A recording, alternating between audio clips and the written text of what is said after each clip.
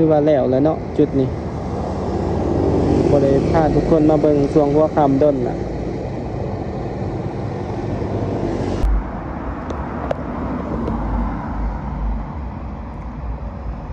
เป็นเทคเนาะ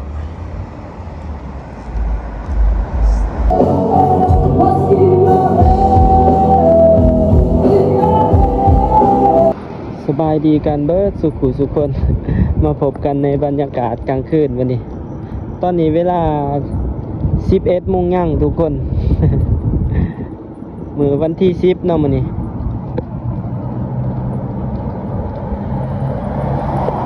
ตอนนี้เฮาก็อยู่ที่ถนนหนองบอนทุกคน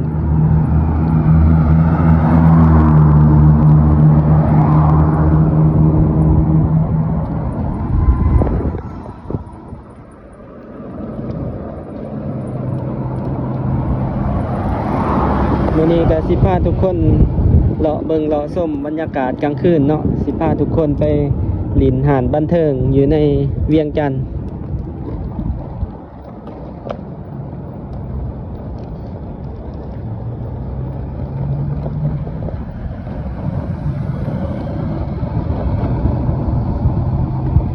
ถนนเส้นนี้ก็สิออกไปสอดประตูไส้เนาะสิพาทุกคนไปเบิ่งวินเวฟมื้อนี้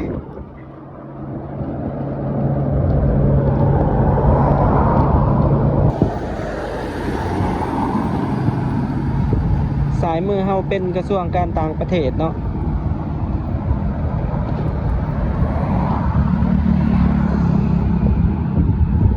โดนๆได้มาตอนดึกเทื่อนึงทุกคนวันนี้ก็ถือว่า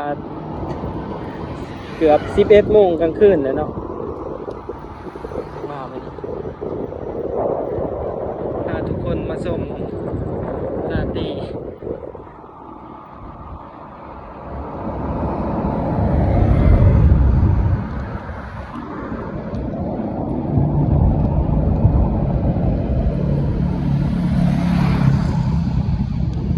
ข้างหน้าเฮาก็สิเป็นประตูไส้ละเดี๋ยวไปเบิ่งบรรยากาศอยู่ที่ประตูไส้แล้วก็สิพาทุกคนลงไป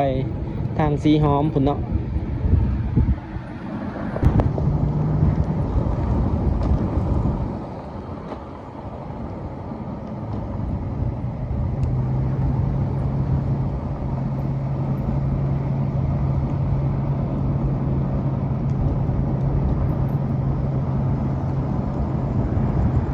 สิพาทุกคนเบิ่งบรรยากาศแต่ละบอนเป็นบางช่วงเด้อทุกคนนี่เป็นเวลา 11 โมงย่างเนาะอีก20 นาทีก็สิฮอด 11 โมงละ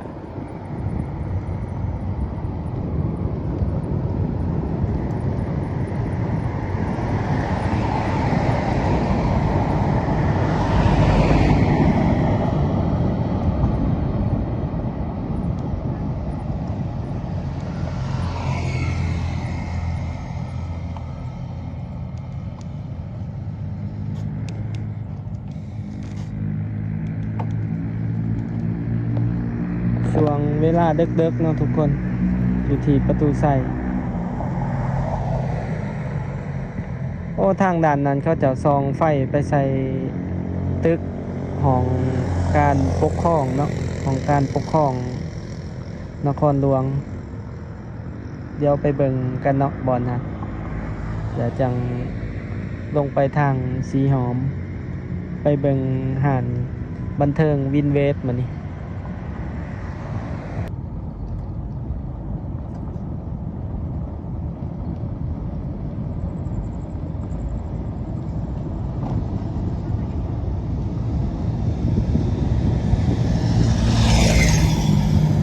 พร้อมไปเบิ่งสวนประตูไส้เฟส2ก่อนทุกคน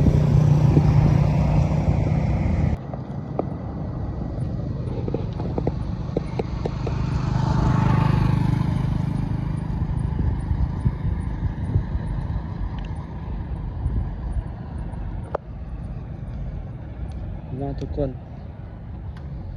สวนประตูไส้เฟส2เขาจะเงี่ยงไฟใส่อาคารต้นนั้นเนาะคือว่าสวยงามนี่เนาะแนมไป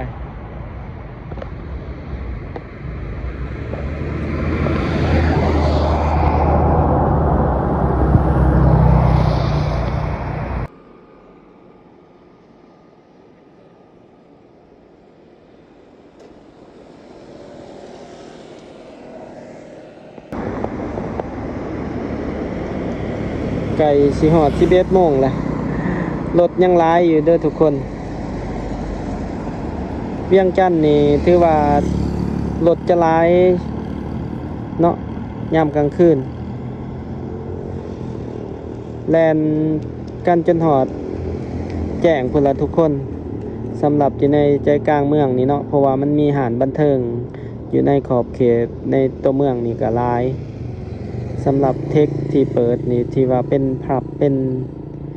คลับหั่นเนาะมันสิมีระดับประมาณ20ป้ายบอนเนาะอยู่ในรัศมี10 กิโลนี่ถือว่ายามช่วงดึกๆช่วง2-3 โมงก็ยังมีเนาะคนขี่รถเลาะบางคนกับออกแต่หาดบันเทิงแล้วก็กินข้าวเปียกยังแล้วก็เลาะกินข้าวเนาะนี่ทุกคนบรรยากาศตัวนี้สวนประตูไซเพจ2มุมนั้นเขาจะตกแต่งไฟเยี่ยงใส่ตึกก็ถือว่างามเนาะ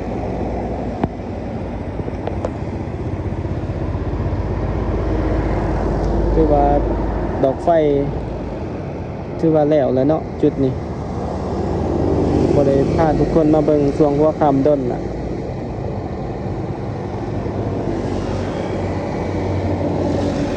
เดี๋ยวไปเบิ่งกันอยู่ทางสีหอมทุกคนสิพาทุกคนไปหาดบันเทิงเนาะไปลินแถวหาดวินเวฟไปเบิ่งบรรยากาศฟังดนตรีสดเนาะไฟเขียวทุกคน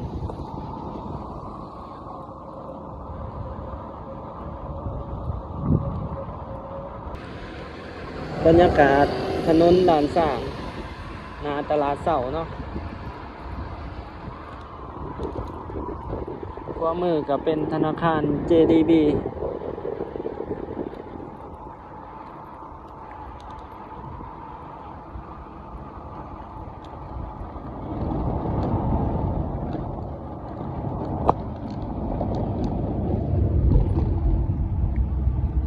สิพาทุกคนเลี้ยวขวาลงบอนสี่แยกไฟแดงนี้เนาะ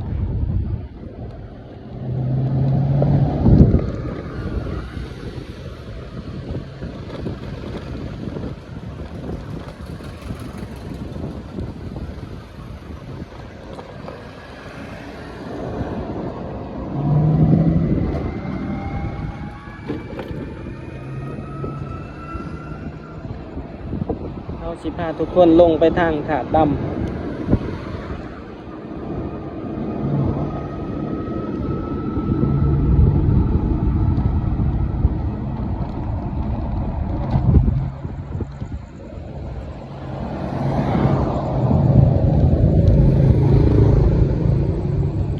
อ้อเขตนี้มืดทุกคน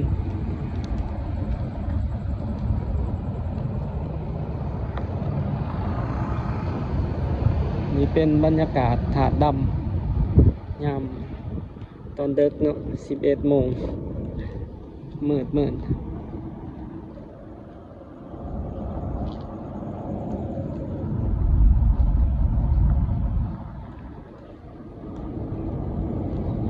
ทางนั้นเป็นคาเฟ่เนาะถ้าทุกคนเลี้ยวขวาบอนสี่แยกนี่ทุกคนเป็นเส้นทางวันเวซ้ายลง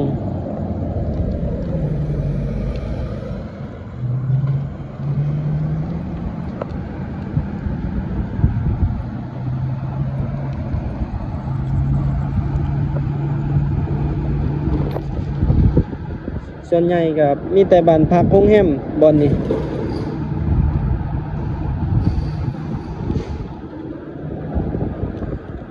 เดี๋ยวซ้ายเข้าไปก็ออกเข้าไปเส้นน้ำพุเนาะ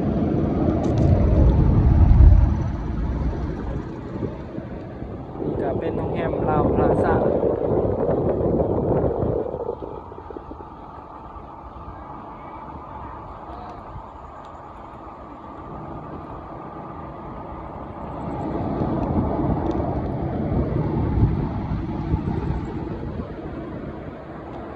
นี่เป็นทางหน้าหอวัฒนธรรมทุกคน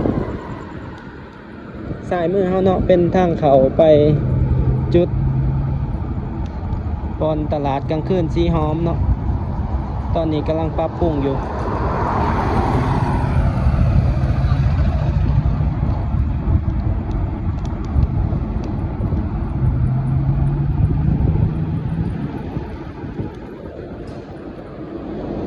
รถขี่เหงื่อเขาจะมาเอาขี่เหงื่อกลางคืน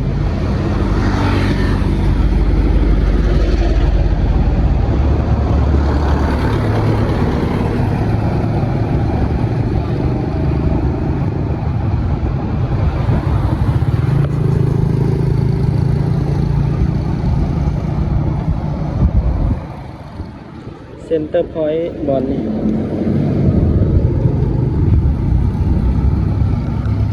ยัง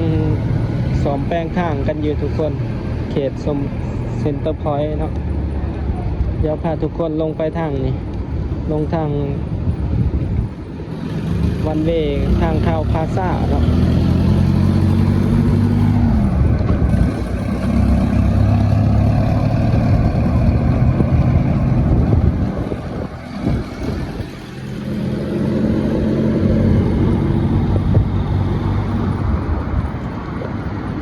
รถตุกๆรถแท็กซี่เนาะกลางคืนนี่ถือว่า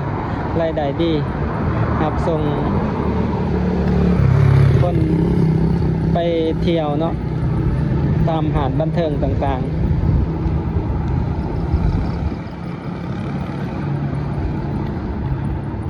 ไฟเขียวๆเห็นกับเป็นโรงแรม Holiday Inn เนาะ Holiday Inn สายมือก็เป็นหาดบุฟเฟ่ซินดาด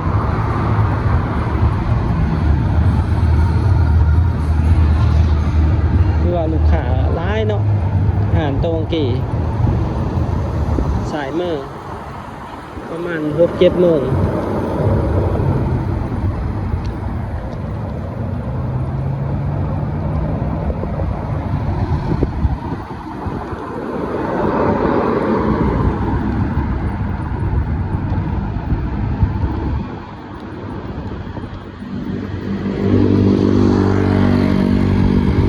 บรรยากาศทางหนาโรงแรมใหญ่ Holiday Inn Holiday Inn เนาะติดกับโรงแรมคาวพาซ่าเพื่อเป็นโรงแรมระดับ5 ดาวโรงแรมหรู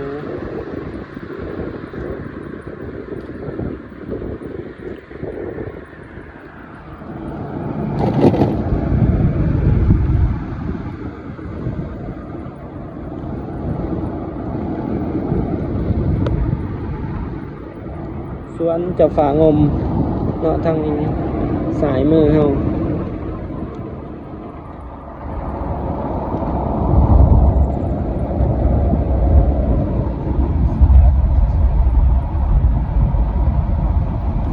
สิพาทุกคนขี่เลาะลงไปทางนี้ก่อนเนาะเบิ่งตามซอยเบิ่งตามเส้นทางจะมีอาหารบันเทิงเนาะตามถนนเส้นนี้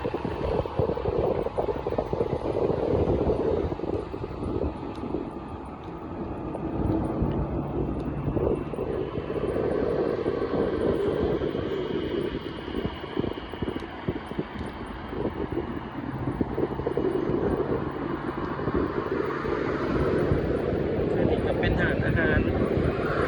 แบบเทคเนาะตัวนี้ก็เป็นเทคนี่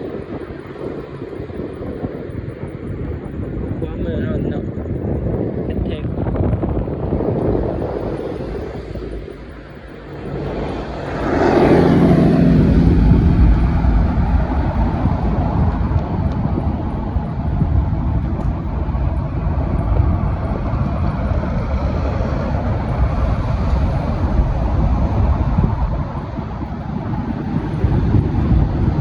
ไปนี่อีกประมาณ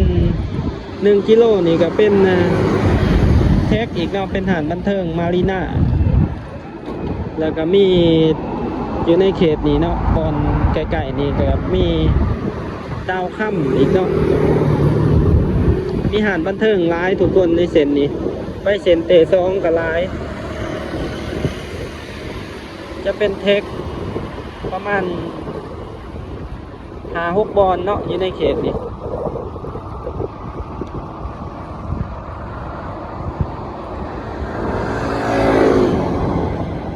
เดี๋ยวเราจะไปโข่งอยู่หนามารีนาทุกคนโข่งกลับไปแถวหาดวินเวสเนาะแถวสีแยกไฟแดงสีหอม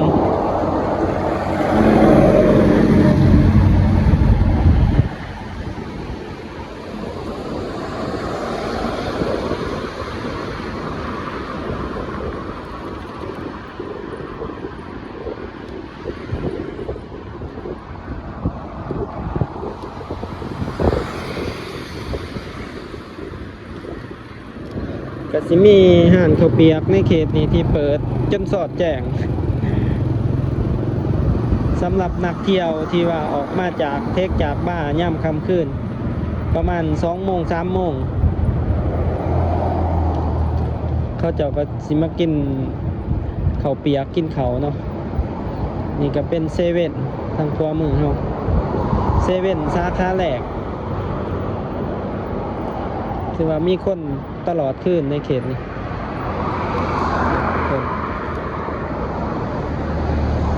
เดี๋ยวเราจะไปโข่งอยู่มารีนาก็เป็นมารีนานี่ก็เป็นเทคเนาะเป็นหาดบันเทิงอีกวันหนึ่งทุกคน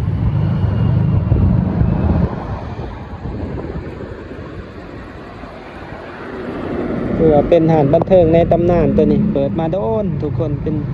เกือบ20 ปีเดี๋ยวเราจะโข่งกลับคืนแล้วเนาะกลับคืนทุกคนสายมือหันเนาะจะเป็นเทคมารีนา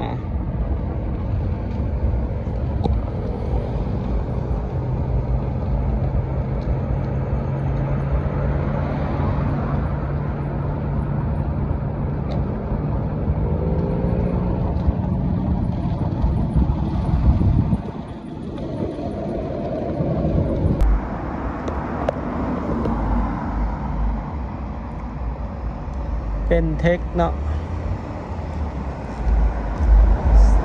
ทรายค่าห่มเย็นเสียงบูมบูมเลย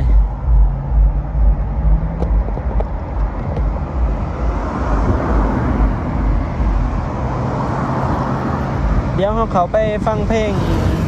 ฟังดนตรีสดอยู่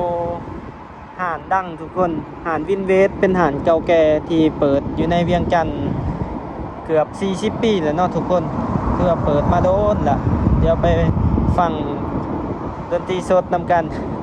กินเบียร์จะแก้วหนึ่งฟังเพลง2-3 เพลงแล้วก็เมื่อก็ส้มบรรยากาศเนาะทุกคนเดี๋ยวไปเบิ่งนำกันนี่ก็เป็นบรรยากาศเวียงจันทน์ยามค่ำคืนตอนดึกเนาะตอนดึกพามาชมลาตี้มื้อนี้เปลี่ยนบรรยากาศ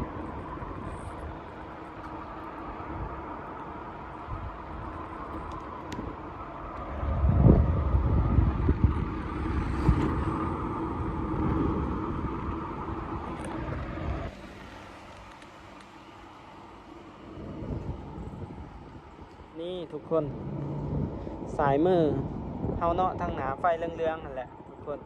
จะเป็นหาดวินเวสเดี๋ยวพาทุกคนไปหาบ่อนจอดรถกันเนาะ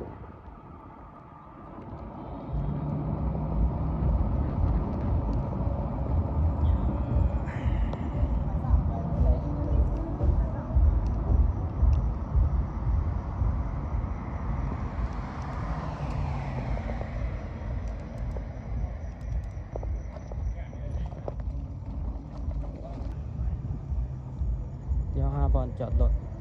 เปิดไลน์ทุกคนสบายดีกันอีกครั้งหนึ่งพาทุกคนมาเที่ยวหาดวินเวสเนาะเดี๋ยวเขาไปเบิ่งกันเนาะทุกคนอยู่ในซอยนี่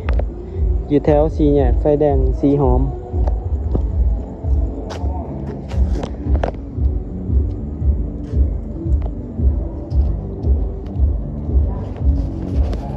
เท่าไหร่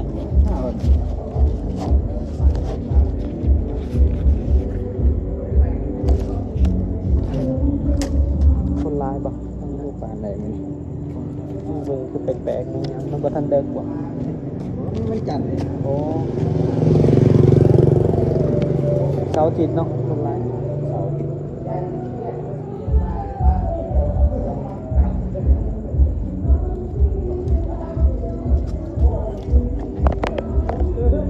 นี่เนาะทุกคนสำหรับผู้ใดที่มาเดียว สามารถเข้ามาแฮงเอาท์มานั่งลิ้นนั่งฟังเพลงได้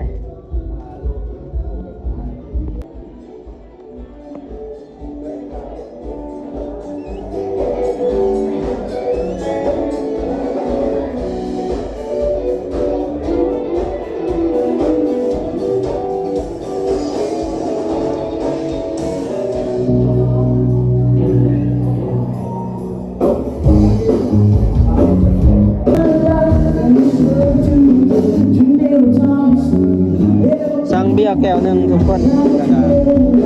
นั่งฟังเพลงเนาะ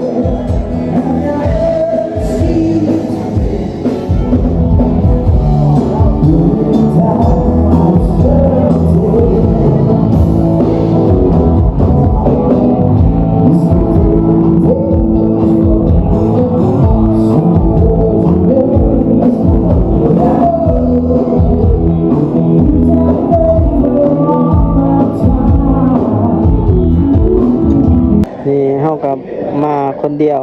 ทุกคนมานั่งกินเบียร์แก้วหนึง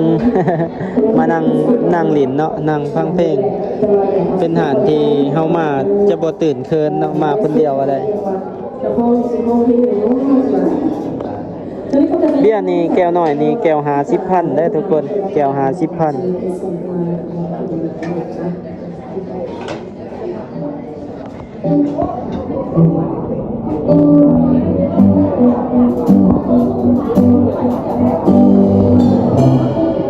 แขกอยู่นี่80%จะเป็นชาวต่างชาติ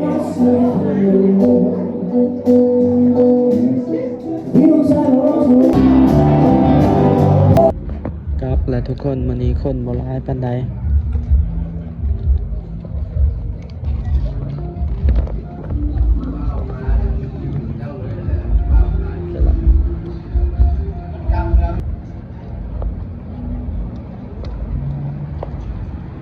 สีแยกไฟแดงสีหอมทุกคนบอลนี่กลับแล้วทุกคนแต่สิประมาณนี้เด้อทุกคนสำหรับในคลิปนี้เนาะพาทุกคนเบิ่งยามค่ำคืนที่เวียงจันทน์ตอนนี้ก็เวลา 12 โมงแล้วทุกคนเฮาก็สิกลับเมื่อนอนแล้วเนาะ